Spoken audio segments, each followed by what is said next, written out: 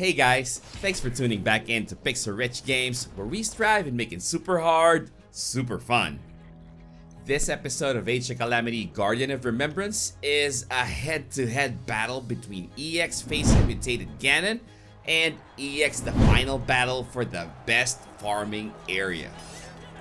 What we're aiming to farm are the top damage weapons in the game. And then our second item, which we keep an eye out for, are attack speed plus seals. So how are we doing the comparison? It's pretty straightforward actually. We already have the numbers from our EX facing mutated Ganon farming series, so I picked a setup that's best for weapon farming. And that was, or is, part 2. Where we ran improved quality of found weapons for the whole lineup on normal mode. So to make things as consistent as possible, I ran the same setup in EX the final battle. Before we proceed, don't forget to smash the subscribe button if you haven't yet, and like this video to get YouTube's algorithm to support the channel. Alright, let's start with drop quantity. How much loot we got per run. This is a landslide in favor of EX the final battle. After 15 runs, we averaged at 12 normal drops per run. This is huge because EX facing mutated Ganon only averaged at 8 normal drops per run. Another thing that differentiates these results is the time spent per run. With this setup, I averaged at around 6 minutes for EX the final battle and around 8 minutes for EX facing mutated Ganon. So I was getting more loot in less time. This makes the mission really good for farming while looking for stuff for siphoning. Though EX the final battle wins in this department, in terms of getting top tier weapons from normal drops, both ended up with nothing.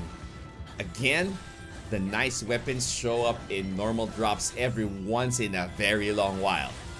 Point is, they do, but super rare. Too rare to be fair. Come on devs, you gotta fix this. For rusty weapons, we got 2 on both missions, and nothing's useful. I still haven't had any luck with rusty weapons in DLC Wave 2. Another thing that the devs need to look at. I mean, I've sunk a considerable amount of time farming in DLC Wave 2. So this is simply next to impossible for people who have less time to farm.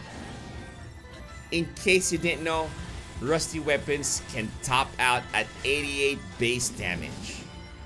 This is true for Impa, Master Koga, and King Rong. You need not bother with rusty weapons for Mipha and Sidon cause this doesn't apply to both of them. Next, let's talk about our bonus drops. Throughout the farming videos, it's already pretty obvious that nice loot mostly come from bonus drops. The gold bordered ones that we get once per run. Sometimes they don't show up, and I don't remember getting 2 of them in one run. And the results for this category are too close to call. Which one is better? EX facing mutated Ganon ended up with 7 top tier weapons, and then EX the final battle closed with 6. The way I look at this, they're practically the same. But then again, considering the time spent on missions, EX the final battle comes out on top. Completing the same runs with less time is simply a huge consideration when picking a farming location. One difference I noticed is in EX the final battle, the bonus drops went to inactive characters. In EX facing mutated Ganon, 2 out of the 7 went on a character that we were running. Now, I'm not really sure if this is the case, so take this bit of info with a grain of salt. Okay, for the last part of this experiment, I put this in the last part of the video because for this, the difference is too big that it's undeniable. And we're talking about attack speed plus seal drops here. For EX facing mutated Ganon, we got nothing. Okay? For EX the final battle, we managed to get 5 attack speed plus seals. Isn't that crazy? That's actually a 33% drop rate, 1 out of 3 runs.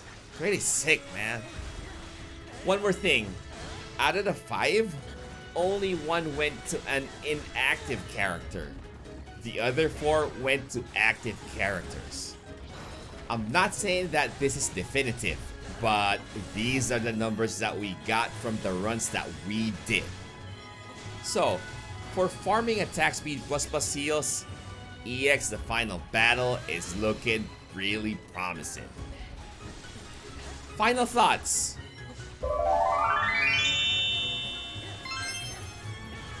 Man, I was farming in the wrong area for so long. Well, I had too much time on EX the final battle in wave 1, so I guess that's okay.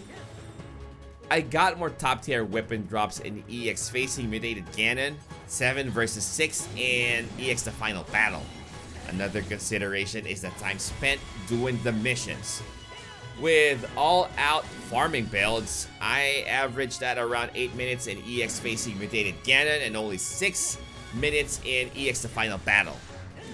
Not only do we get the nice toys in EX the final battle, we also get significantly more attack speed plus seals, and that is always welcome. I'd say our results reflect a landslide in favor of EX the final battle. Alright, that's it for me in this episode. Thanks again for watching this video. Don't forget to subscribe to the channel and like this video if you liked what you saw. Well, if not, that's too bad, but just help your boy out by liking the video all the same. Hit that bell to get notified whenever I have new content out. See you on the next vid. Stay healthy, keep safe, and God bless us all.